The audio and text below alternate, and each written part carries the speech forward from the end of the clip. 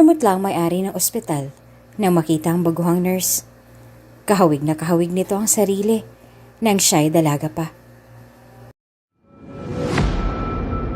Kung bago ka pa lang sa channel na ito, Ate Jane TV, huwag kalimutang pindutin ang notification bell and subscribe button. Sana po hindi naman malaking abala sa inyo ang pagpindot ng subscribe button dahil ang kapalit po nito ay ang pagsuporta para makapag-produce ng mga libreng stories sa mga channels ni Ate Jane. Maraming salamat!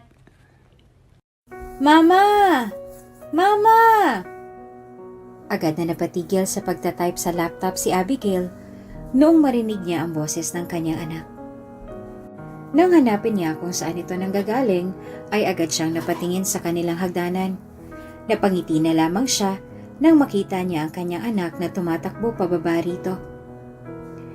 "Busy po ba kayo?" Tanong nito, sabay upo sa katabing upuan ng ina. "May tinatapos lang ako, anak." Nakangiting tugon ni Abigail. "Bakit? Ano ba yan?" "Gusto ko lang po sanang magpatulong sa assignment ko," tugon ng bata. "Ano ba yung assignment mo?" tanong ni Abigail. "Gagawa po kasi kami ng story kaso wala po ako maisip." Malungkot na wika ng bata. "Okay lang po ba kung magpatulong po ako sa inyo?" "Aba, syempre naman," nakangising sagot ni Abigail bago mapatingin sa isang picture frame na kung saan naroon ang kanyang larawan kasama ang kanyang dalawang nanay. "Alam ko na, may naisip na ako," nakangising bulong ni Abigail sa kanyang anak. "Magkukwento ako tungkol sa isang prinsesa at kanyang dalawang mahal na ina." "Po?" gulat na tanong ng kanyang anak. "Posible po bang magkaroon ng dalawang nanay ang isang prinsesa?" "Abay, oo naman," tugon ni Abigail. "Base ito sa totoong pangyayari Isinarado ni Abigail ang kanyang laptop at saka humarap sa kanyang anak. Noong unang panahon, may isang sanggol na natagpuan sa isang abandonadong bahay. Umiiyak ito. Mag-isa lamang. Agad na napakamot sa ulo ang kanyang anak at nagtaka. "Bakit naman po mag-isa lang yung bata?" tanong nito. "Wala po ba siyang mga magulang?" Napangisi si Abigail, sabay gulo ng mga buhok nito. "Ikukwento muna ni Mama, okay?" "Good morning, Tessa!" Bati ng isa sa mga kapitbahay ni Tessa na si Willa, na kasalukuyang nagdidilig ng mga halaman. "Good morning din! Gumaganda ka yata Bati ni Tessa sabay tawa. "Ay nako, syempre no! Ganito talaga kapag in love!" Sambit ni Willa, sabay hawak sa kanyang buhok. Agad na nagpakita ng nandidiring ekspresyon si Tessa. Dahilan para matawa si Willa. "Ito naman kaya laging mapait ang araw-araw mo Walang bahid ng karumaromansa yung buhay mo." "Hindi ko kailangan ng romance sa buhay ko," pagdidiin ni Tessa. "Abay, kaya ko mabuhay mag-isa.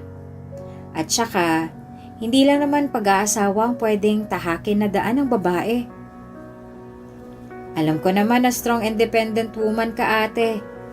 Ang sinasabi ko lang naman," napahawak si Willa sa balikat ng kaibigan at napabuntong hininga. "Baka mamaya mamatay ka na hindi mo nararanasan kung paano umibig. Nakakalungkot yun, for sure." "Ay naku Willa, tigilan mo nga ako." Nakangising tugon ni Tessa. "Sapat na yung nararamdaman kong kilig sa mga palabas ng Kathniel, "Ay nako, sige, sinabi mo yan." Tugon ni Willa, sabay lapag ng kanyang pandilig sa isang lamesa. "Mag-iingat ka papuntang school, ha?" "Oo, bes. Bye." Paalam ni Tessa, sabay lakad palayo. Lagi siyang naglalakad patungo sa eskwelahan at hindi iyon isang problema dahil para bang isa na rin itong uri ng exercise sa kanya. Sa hindi kalayuan ay napansin niyang napakaraming tricycle ang nakaparada sa daan at magiging delikado ang kanyang paglalakad kung patuloy niyang tatahakin ang daan na ito. Dahil dito ay kanyang napagdesisyonan na tumungo na lamang sa kabilang daan na kung saan ay mas malawak ang daanan. Hindi siya madalas dumaan dito, ngunit kabisado niya ang bawat pasikot-sikot.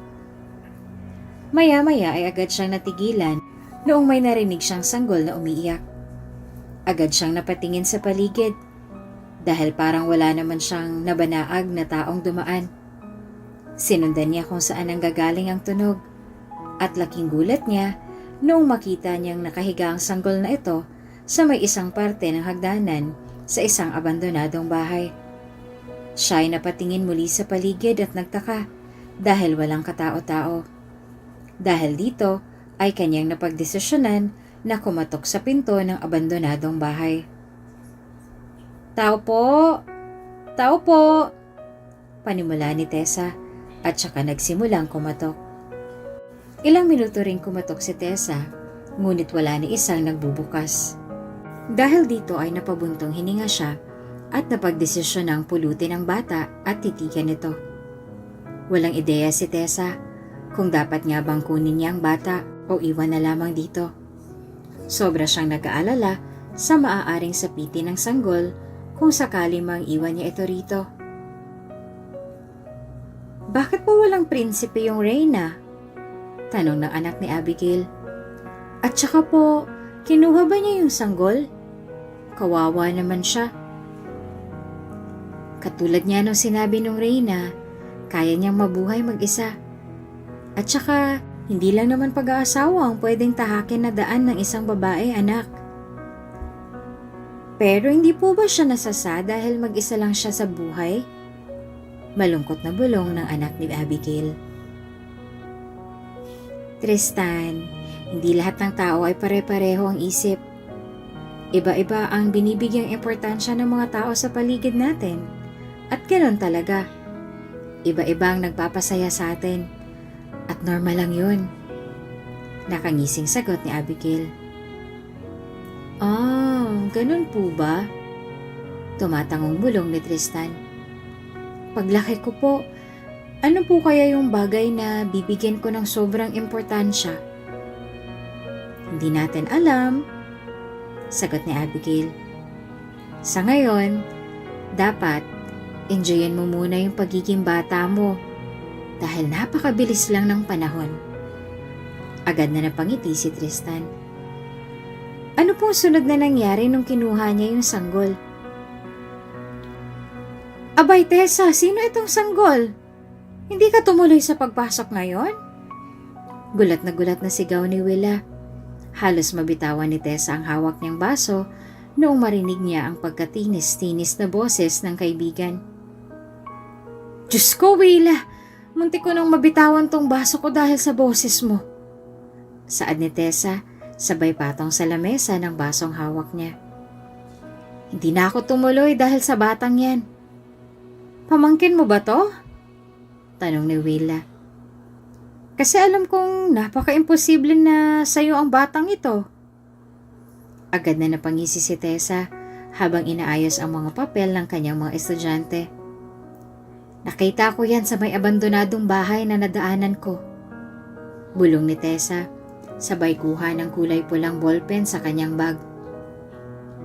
"Ano?" sambit ni Willa, sabay buhat sa sanggol. "Nakita mong batang to sa may abandonadong bahay? Ano namang pumasok sa isip mo at dinala mo to dito?" Mag-isa lang siya at walang tao sa paligid noon," sagot ni Tessa, sabay check sa mga papel ng kanyang mga estudyante. "Naawa ko kaya pupunta ako sa barangay mamaya at ipagtatanong ko kung may nawawalan ba ng sanggol." "Ay sus ko!" sigaw ni Willa. Paano pala kung may bumalik doon at hinanap ang sanggol? Paano kung mamaya ay aswang to? Diyos ko, bakit ka ba nagpapadalos-dalos?" "Ano ka ba naman, Willa?" bulong ni Tessa, sabay usog ng mga papel. "Kita mo namang mag-isa yung sanggol doon. Nagmagandang loob lang naman ako. Paano kung mapano yun doon?" "Ay hindi mo naman kasalanan yun. Dahil hindi naman sa'yo tong bata in the first place. Sagot ni Willa, sabay titig sa bata. Mukhang anak mayaman oh. Ang ganda niya oh. Lahat naman ng sanggol magaganda at gwapo. Sagot ni Tessa, sabay type sa kanyang laptop. Hindi kayo. Sagot ni Willa, sabay lapag sa batang binuhat niya. Ako, nung bata ako. Napakatsaka ko daw, sabi ng mga tito-tita ko. Fine, sabi mo eh. Nakangising bulong ni Tessa habang patuloy na nagche-check. E paano pala kung walang magsumbong sa barangay na may nawawala silang anak? Tanong ni Willa sabay upo sa tabi ng kaibigan. Anong gagawin mo rito sa bata? Eh di palalakihin ko. Bulong ni Tessa habang nagtatype sa laptop. Anong sabi mo? Gulat na sambit ni Willa. Hindi ka nga nag-asawa tapos magkakaroon ka ng responsibilidad sa batang hindi mo naman kilala? Nahihibang ka na ba? Hindi ko naman alam kung kanino ko to ibibigay eh. Napakamot si Tessa sa kanyang noo. Hindi ko naman alam kung kaninong anak to. At wala namang nakasabit na kahit ano sa lampin niya. Napabuntong hininga si Willa at napakapit sa balikat ng kaibigan. Okay, sige. Dahil kaibigan kita, tutulungan kita sa pagpapalaki ng batang to kapag nagkataon. Bulong ni Willa. Kasi syempre alam ko naman kung gaano kahirap ang pagpapalaki ng bata. Lalo na't mag-isa ka lang. Salamat, Bes. Bulong ni Tessa sabay hawak sa kamay ng kaibigan. You're always welcome. Bulong nito sabay tingin sa sanggol na natutulog. Grabe mama, ang bait naman nila. Bulong ni Tristan. Sana marami pang katulad nila sa mundong to. Aba, oo naman anak. Nakangising sagot ni Abigail. Maraming katulad nila sa mundong ito. At pwede ring maging isa tayo sa kanila. Nahanap po ba nila yung magulang ng bata nung araw na yon? Tanong ni Tristan. Hindi eh. Malungkot na sambit ni Abigail. Pero kahit ganun, unti-unting napamahal sila sa bata. Ano po sunod na nangyari? Tanong ni Tristan. Hay nako, ang asim-asim mo na. Sigaw ni Tessa habang pinupunasan ang likod ng batang si Abigail. Baka mamaya ubuhin ka niya. Naku talaga tong batang to. Te, ang OA mo naman. Sausaw ni Willa, sabay lapag ng pulbo sa tabi nila. Hayaan mo na yung baby girl natin. At least na-enjoy niya ang pagiging bata niya.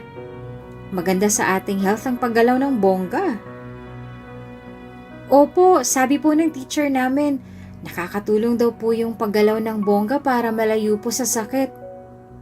Bwe, asar ni Tessa. Teacher din naman ako, no? Pero wala akong sinasabing ganyan sa mga estudyante ko. Gaga, math teacher ka, hindi ka naman PE teacher. Sabat ni Willa. Agad na nanlaki ang mga mata ni Tessa nung marinig na magmura ang kaibigan. Uy, sabi ko sa'yo diba? Huwag kang mumura sa harap ng bata. Naku, isasako talaga kita. Pabulong na wika ni Tessa. Dahilan para tumawa si Abigail. Ay, oo nga, sorry. Agad na napahawak si Willa sa kanyang bibig. Nagluto pala ako ng sopas. Tara, kain na tayo. Pagyaya nito, sabay tayo. Agad na tumayo ang tatlo at saka nagsimulang kumain ng sopas. Noong matapos na sila sa pagkain, ay agad nilang pinunasan ng bata upang makatulog na ito dahil may pasok pa ito bukas. Habang tinitignan ni Tessa ang bata, habang natutulog ay hindi niya maiwasang mapabuntong hininga. Napamahal na siya sa bata at natatakot siya na baka dumating ang oras na bumalik ang kanyang mga magulang at kunin ang natatanging dahilan kung bakit siya nagpapatuloy sa buhay. Uy, Bakit ka tulala dyan? Bulong ni Willa habang nagtatype sa laptop. Lalim ng iniisip mo ah. Gusto mo ba ng kapeng pampagising? Hindi na, Mars. Sagot ni Tessa, sabay suot ng salamin. Natatakot lang ako sa mga bagay na maaaring mangyari. Katulad ng... Tanong ni Willa. Baka bumalik ang totoong mga magulang ni Abigail. Napainom ng tubig si Tessa at napabuntong hininga. Baka bigla siyang kunin sa akin. Trust me, hindi yan. Pagpapakalma ni Willa. Besides, ilang taon na nakalipas. Malamang kung nandito pa yung magulang niya, matagal na sana siyang nakabalik doon. Pero syempre, alam mo namang hindi mo maaalis sa akin na mag-alala. Tugon ni Tessa. Ganon yung madalas mangyari. Babalik sila kapag malaki na yung anak nila. Pero sino bang nakakaalam na hindi mo nakaano-ano yung batang yan? Bulong ni Willa. Wala naman, hindi ba? Lahat ng tao sa baryo ay kilala si Abigail bilang pamangkin mo. Kung meron mang pumunta rito at makita ang batang yan, mga kabaryo na natin ang magsasalita para sa'yo. Ngumiti na sana si Tessa, ngunit may pinahabol si Willa. Pero sis, kung sakali man na dumating ang magulang niya, baka naman pwedeng huwag mong ipagkait sa kanya ang pagkakataong makilala sila. Agad na naglaho ang ngiti ni Tessa at napainom ng tubig. Paano kung mas piliin ni Abigail yung mga magulang niya kapag dumating ang panahon na yan? Nag-aalalang bulong ni Tessa. Wala na tayong magagawa dun. Ganon talaga. Sagot naman ni Willa. Kailangan maging handa ka na lang siguro kung sakali man na dumating ang pagkakataong yun. May karapatan ba akong tumanggi? Tanong ni Tessa. Kasi naman bakit nila iniwan yung bata sa abandonadong lugar na yun? Baka may dahilan yun. Imposibleng wala. Sagot naman ni Willa. Sa tingin ko, wala sa iyo ang desisyon kung hindi na kay Abigail. Siya ang dapat na magdesisyon kapag dumating ang panahon na yan. Napabuntong hininga si Tessa at napatango. Siguro tsaka ako na lang iisipin kapag dumating ng pagkakataong yun, no? Bulong ni Tessa. Sa ngayon, aalagaan ko muna si Abigail at ibibigay kong lahat ng pangangailangan niya. Grabe! Kapangalan niyo po pala yung baby? Manghang tanong ni Tristan. Ang galing naman po. Anong nangyari nung sunod? Madalas na mabuli yung prinsesang si Abigail dahil madalas ipagkalat ng mga ibang estudyante na ampon siya. Kwento ni Abigail. Pero hindi naging hadlang kay Abigail yon dahil alam naman niyang ampon talaga siya at hindi niya kinakahiya iyon. Dahil alam niyang mahal na mahal siya ng reynang si Tessa at tita niyang si Willa. Ang tatag naman po niya. Bulong ni Tristan. Sobra. Bulong pabalik ni Abigail. Hello! Kompleto na ba kayo sa grupo nyo? Tanong ni Abigail habang hawak-hawak ang kanyang papel na may illustration. Pwede pa bang sumali? Sorry. Bulong ng isa niyang kaklase. Bawal kasi dito yung walang magulang eh. Eh di pwede pala ako. Tanong ni Abigail. May magulang naman ako ah. Alam mo kung anong gusto kong sabihin, Abigail. Dagdag pa ng kaklase niya. Huwag kang magsyunga-syungahan, peace lang. Abi! Agad na napalingon si Abigail nung may tumawag sa kanya. Dito ka na lang sa amin. Agad na napangiti si Abigail at tumingin sa isa niyang kaklase. Sige, doon na lang ako. Bulong ni Abigail at saka nagpatuloy sa paglakad patungo sa lalaking nakasalamin. Salamat, bulong niya sa lalaki. Agad na tumango ang binata at nilatag na ang binili nitong Manila paper. Nagsimula na itong mag-discuss kung ano ang kanilang gagawin para sa groupings na yon. Hindi alam ni Abigail kung bakit napakasaya ng pakiramdam niya habang katabi ang binata at habang pinapakinggan nitong magsalita. Hindi niya maiwasang magnakaw ng tingin habang seryoso itong inilalatag ang kanyang mga ideya. Ganda yata ng ngiti mo ngayon tanong ni Tessa nung makauwi siya ng galing school. Kamusta ang school? Agad na nagpakita ng isang napakalawak na ngiti ang bata at saka sumagot. Okay naman, Mama. Kanina sa groupings, sinabihan ako ng isa kong kaklaseng matalino na sa kanila lang ako grumupo. Ano sabi mo? Tanong ni Tessa habang hinuhubad ang kanyang sapatos. Umagri po ako. Tapos ano? Tanong ni Tessa. Parang kumabog po yung puso ko. Nakangiting sambit ni Abigail. Dahilan para matawa si Tessa. Hay naku bata ka. Alam mo na ba kung anong pakiramdam ng kabog-kabog na yan Natatawang sagot ni Tessa. Baka naman gutom lang iyan anak. Nako, dalaga ka na nga talaga. Busog pa ako noon. Wika ni Abigail. At saka Mama, ang gwapo pala niya sa malapitan. Ngayon ko lang siya nakatabi. Lagi kasi kami magkalayo ng upuan. Enjoyin mo na lang yung crush na yan.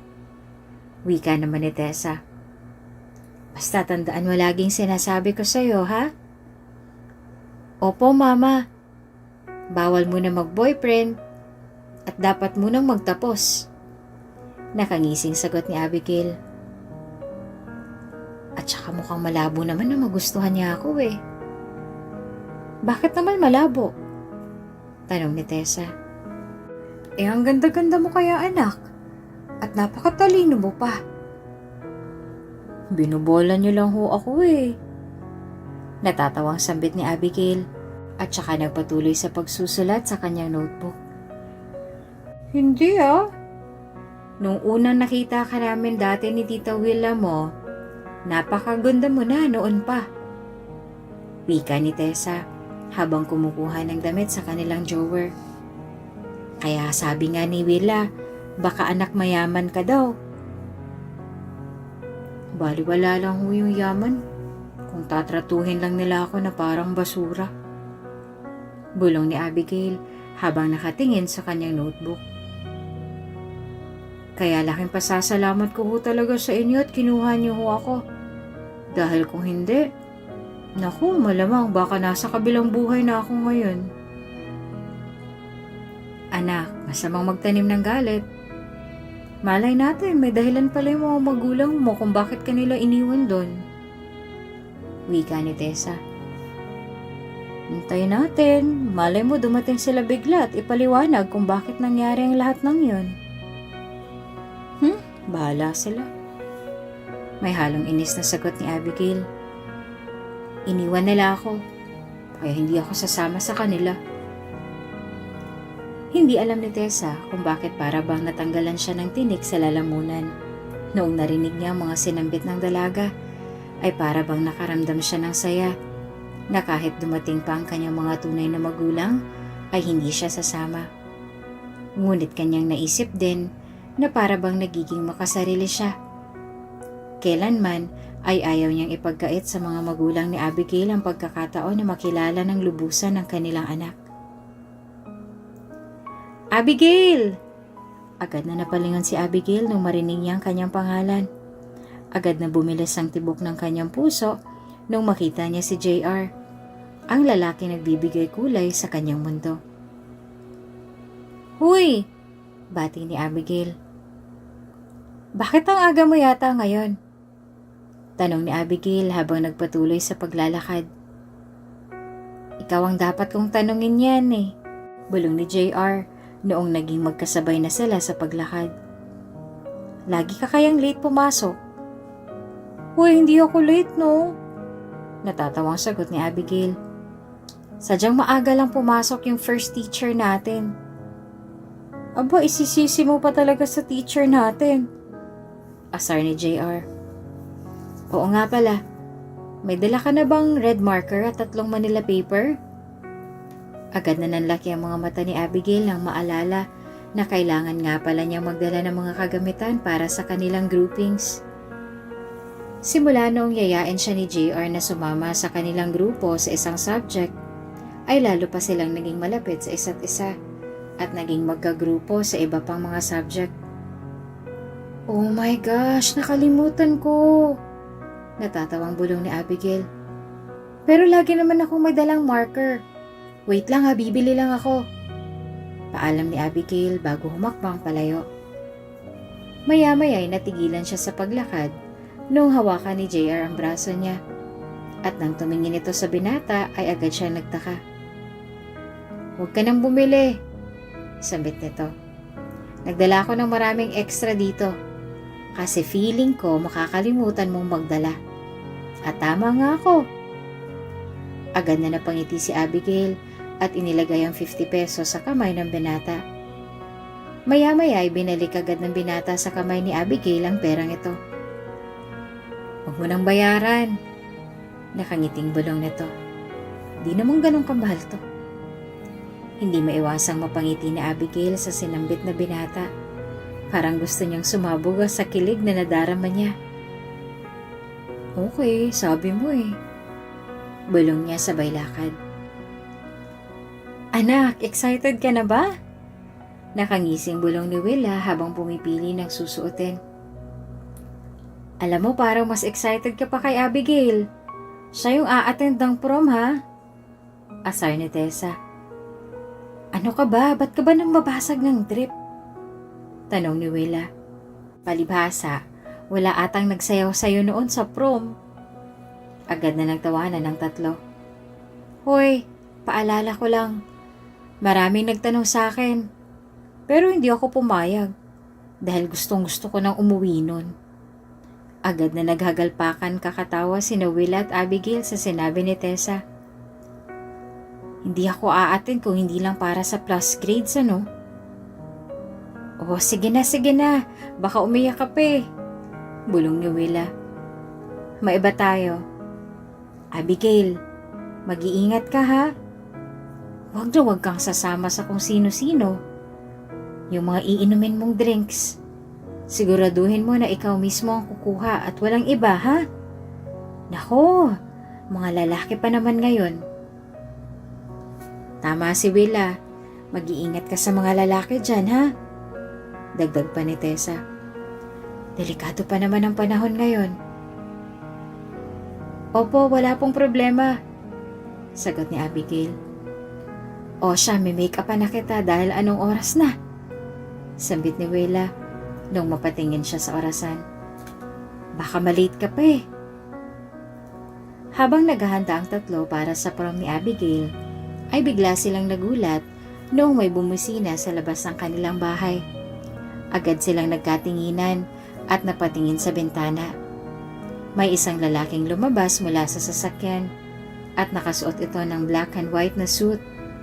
Bukod pa rito ay may dala itong bouquet habang naglalakad patungo sa bahay nila.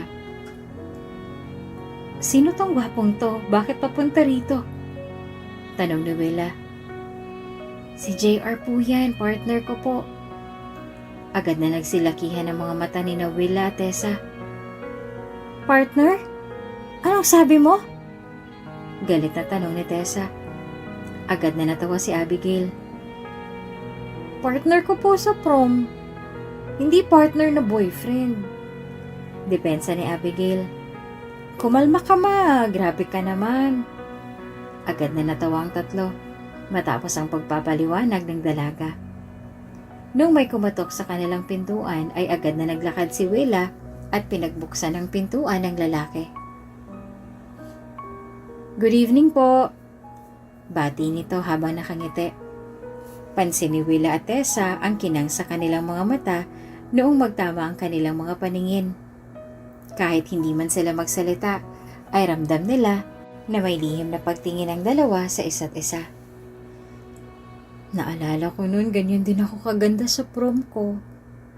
Bulong ni Willa habang tinitingnan si Abigail na pumasok sa sasakyan ng binata.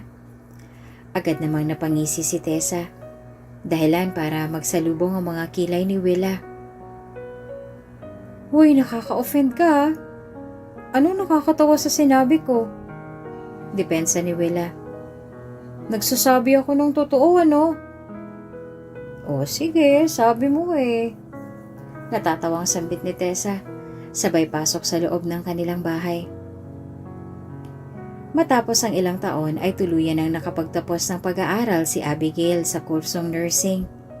Bukod pa rito, ay graduate siya bilang magna cum laude. Dahilan para magtatatalon sa saya sina Willa at Tessa. Tila ba sulit lahat ng paghihirap na sinakripisyo ng dalawa upang magpatuloy ang pag-aaral ng dalaga. Naku nak, grabe yung graduation speech mo. Naiyak halos lahat ng mga magulang sa paligid namin. Wika ni Willa. Talaga po? Tanong ni Abigail. Ma, maganda ba yung speech ko? Abay, oo naman. Sagot ni Tessa.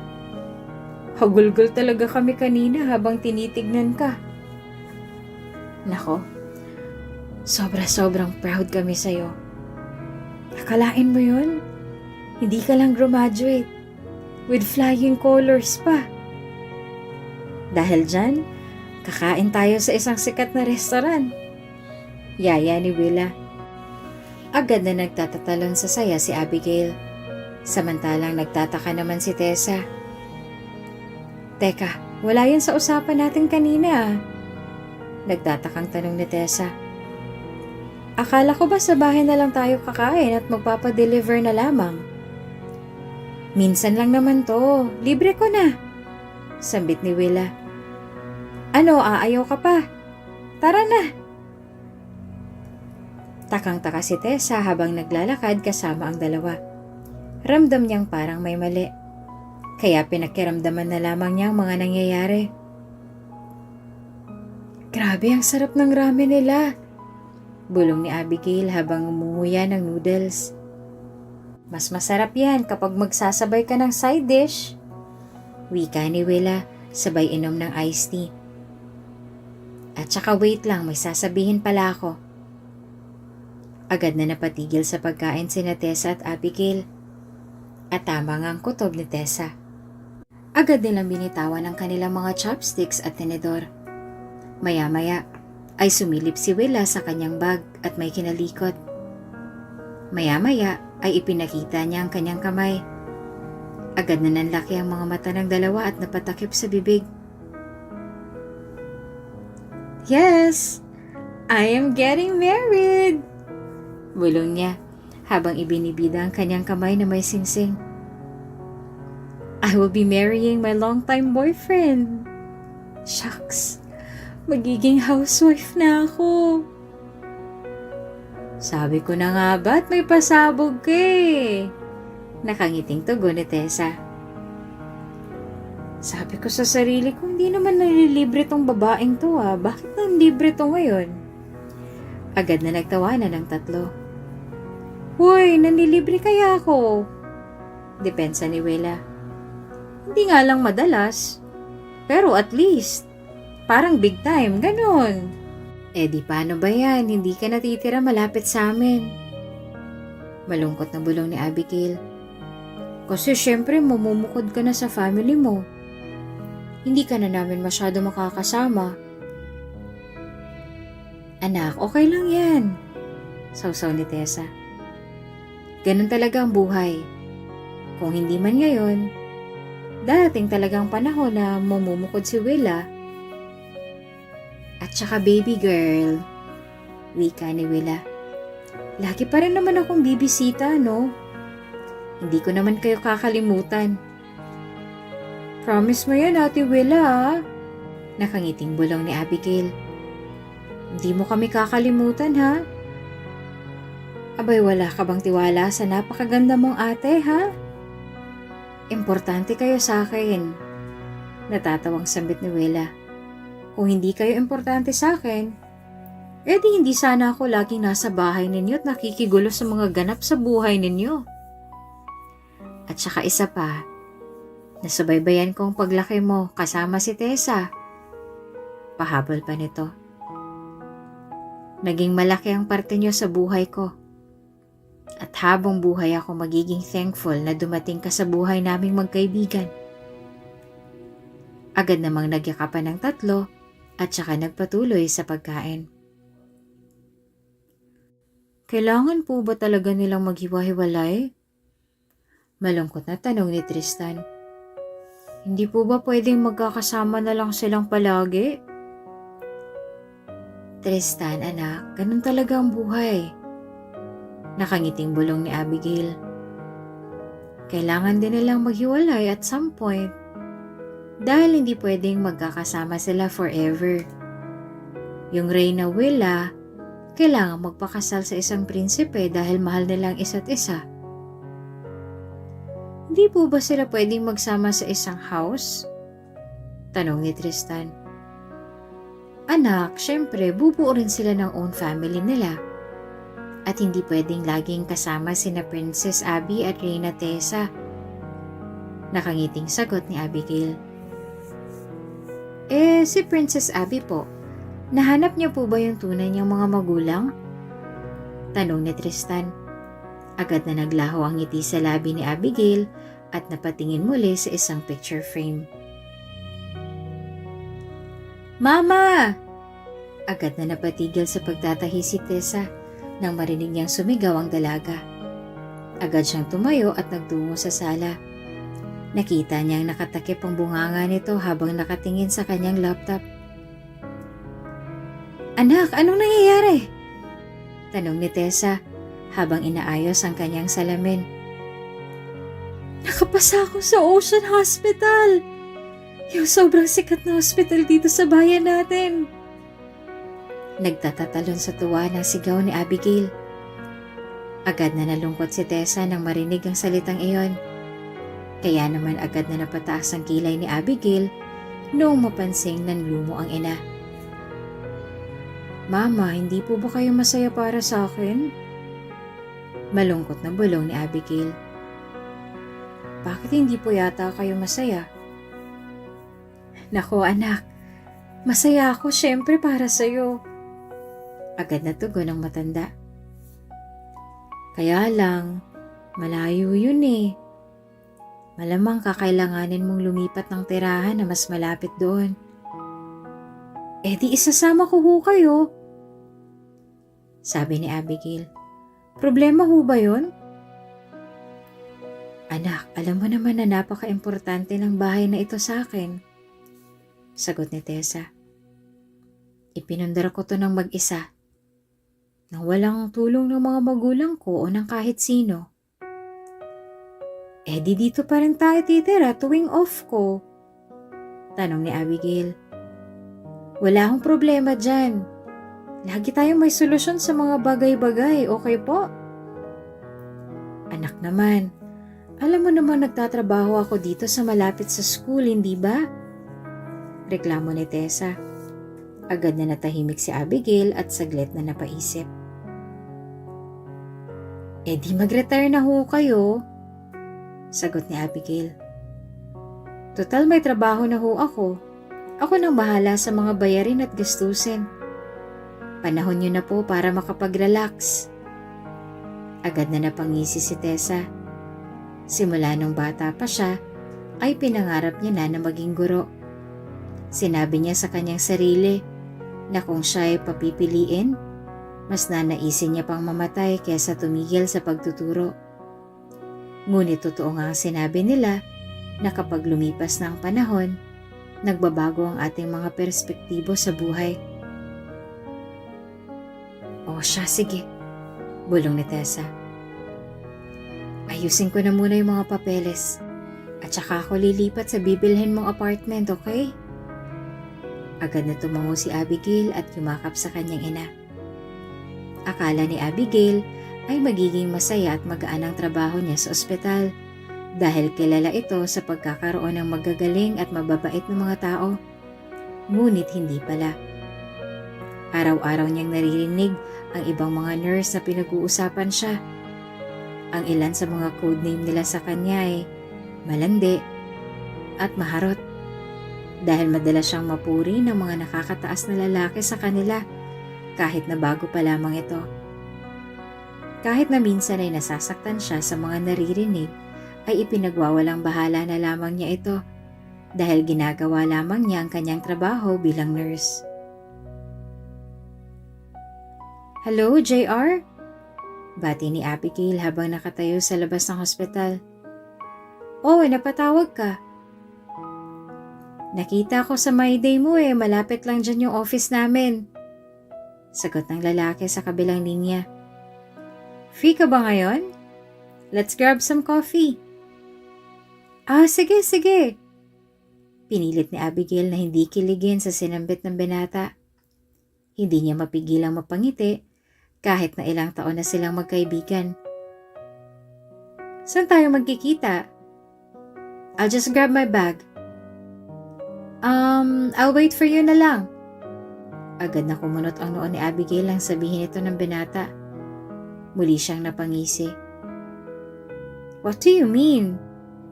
Tanong ni Abigail habang nakangiti. "Nandito na ako sa harap ng hospital ninyo Nanlaki ang mga mata ni Abigail at agad na napatingin sa napakaraming mga sasakyan sa parking lot. "Ha? Kanina ka pa dito?" Tanong ni Abigail habang tumitingin sa paligid. "Oo," bulong ng binata. "Kitang-kita ko nga mga ngiti mo rito Agad na napahilamos sa mukha si Abigail nang marinig ang sinabi ng binata. Maya-maya ay nakita niya ang lalaki na naglalakad patungo sa kinatatayuan ng dalaga. "Ikaw asar nito. "Crush mo ko, no?" Agad na napahalakak si Abigail. "Masyado kang gaya-gaya porket alam mong crush kita." Dagdag pa nito. Hindi niya maiwasang mamula dahil sa mga sinambit ng binata. Kahit papaano ay gumaan ang kanyang mabigat na pakiramdam. "Dami mong sinasabi. Tara, uminom na lang tayo ng kape." Pag-iiba ni Abigail ng usapan, sabay baba ng hagdanan.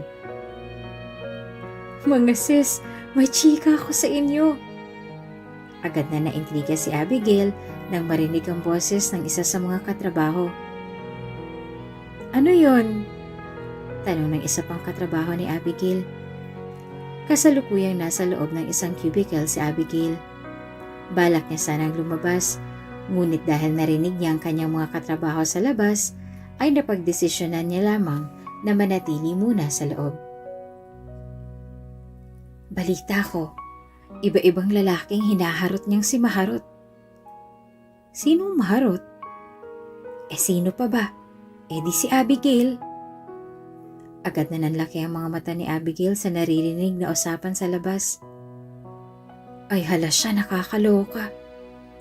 "Hala, di nga. Ilang lalaki daw?" "Sabi nila mga 5.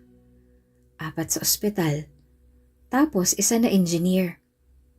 "Ay, kabogera ang gaga. Sabay-sabay ha?" Kaya hindi na ako magugulat kung biglang mabuntis yan. Ang tanong, sino kaya doon ang magiging ama? Di natin alam, baka mamaya hindi lang 5. Maya-maya ay hindi na nakapagtimpi si Abigail, kaya padabog niyang binuksan ang cubicle. "Hey, bakit naman Hindi natapos sa pagsasalita ang katrabaho ni Abigail nung makita nilang si Abigail ang lumabas dito. "Ano yung pinagkakakalat niyo sa akin?" Tanong nito. Hindi nakagalaw ang kanyang mga katrabaho. "Magpapakalat na nga lang kayo ng impormasyon, peke pa. Katulad yung mga ugali ninyo." Agad na natahimik ang grupo ng mga nurse at napatingin sa baba. "Sa oras na marinig ko na namang nagpapakalat kayo ng kung ano-ano mang balita, hindi ako magdadalawang isip na isumbong kayo." Ito ang huling mga salitang kanyang binulong bago maglakad paalis ng comfort room. Uy, anong problema? Tanong ni JR nang makita niyang galit ang itsura ng dalaga na galing sa CR. Kailangan mo ba ng pad? Agad na ngumiti si Abigail at umiling. Thank you JR, pero hindi na. Natapos ang gabi at puro kwentuhan at tawanan lamang ang ginawa ng dalawa. Wala pa rin nagbago kahit ilang taon na ang lumipas. Mama, kamusta na po kayo riyan? Kailan po ba kayo makakalipat dito? Tanong ni Abigail habang sinusuklay ang kanyang buhok. Hindi ko pa alam anak eh. Gusto pa nilang magstay ako sa school kahit ilang buwan pa daw. Sagot ni Tessa sa kabilang linya. Ganun po ba? Ay, nakakalungkot naman. Bulong ni Abigail. Miss ko na kayo, ma. Ako rin naman anak. Pero ganun talaga eh. Bulong ni Tessa.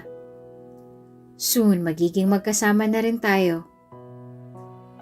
O siya, kailangan ko nang pumasok. Sambit ni Abigail sabay suot ng sapatos. Yung may-ari po ng hospital ay kailangan daw naming i-meet eh. O siya, sige, ingat ka ha. Paalam ni Tessa. I love you, nak. I love you too, mama. Tugon ni Abigail, sabay baba ng telepono.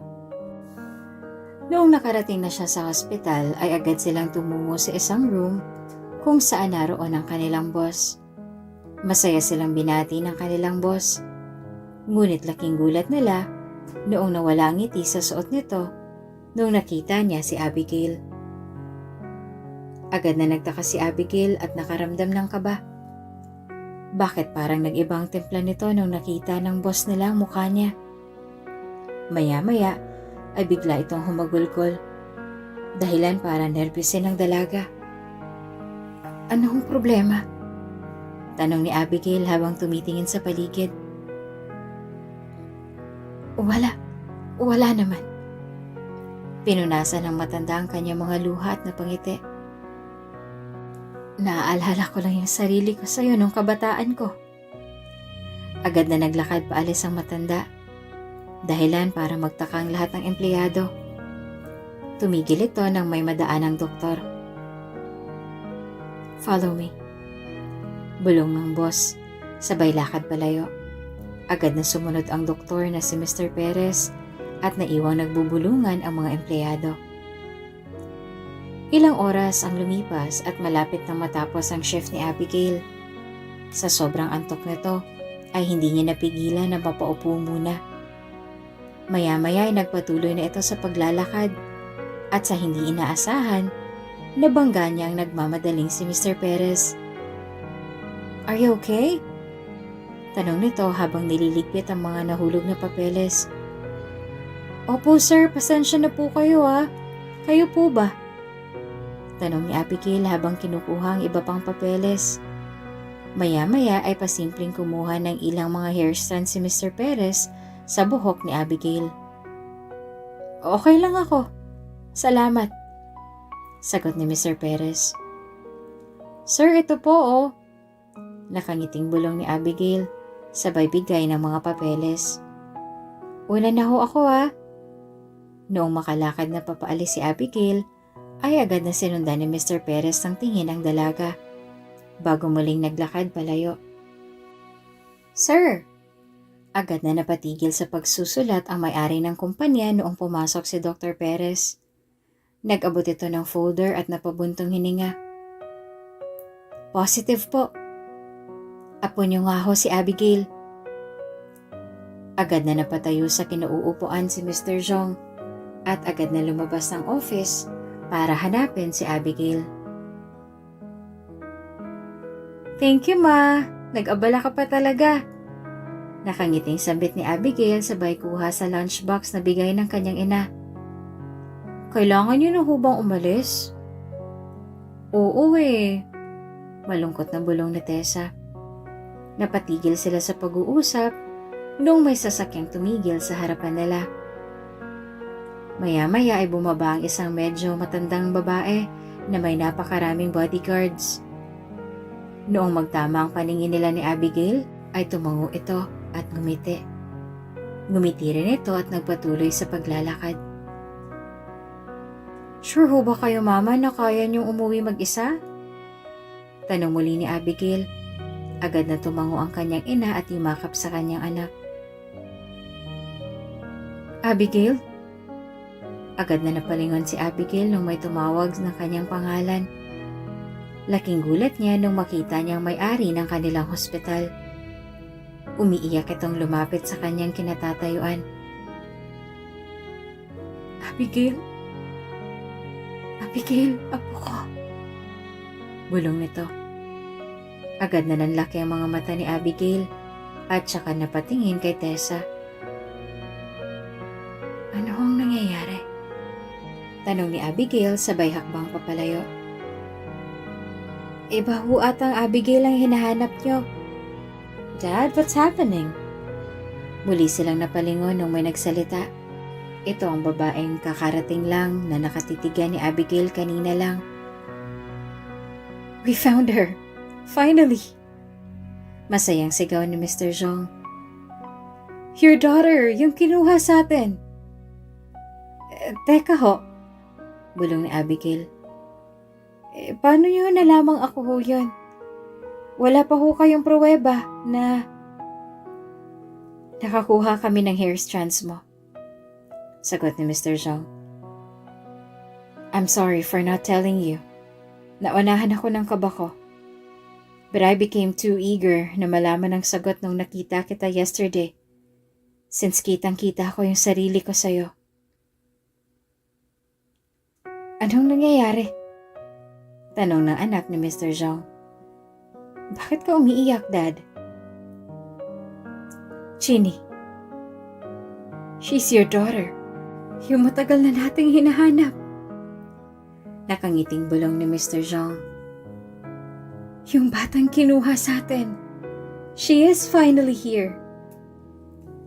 Hindi na napahawak sa bibig si Ginny at napayakap na umiiyak sa dalaga. Nang titigan ni Tessa ang babaeng nasa harapan niya, ay bigla siyang nagulantang noong mapansin niyang pamilyar ang boses at mukha nito. "Ginny?" Napatingin ang matandang babae kay Tessa. Dahilan para manlaki rin ang mga mata nito. "Ginny, ikaw na ba yan?" "Ate?" bulong ni Ginny. "Ate! Oh my God, ate!" dagdag niya. Sabay yakap naman sa kanyang kapatid. "Ever since you left the house, I never thought that I would see you again." Pahabol nito. "Akala ko nakalimutan mo na ako." "Wait, what?" tanong ni Mr. Zhong. "What's happening? Paano mo siya naging kapatid?" "Dad, pareho kami ng mom. Ngayon lang ulit kami nagkita because she left the house nung nagpakasal ulit si Mama sa bago niya." Nakangiting bulong ni Ginny. "Wow," bulong ni Abigail.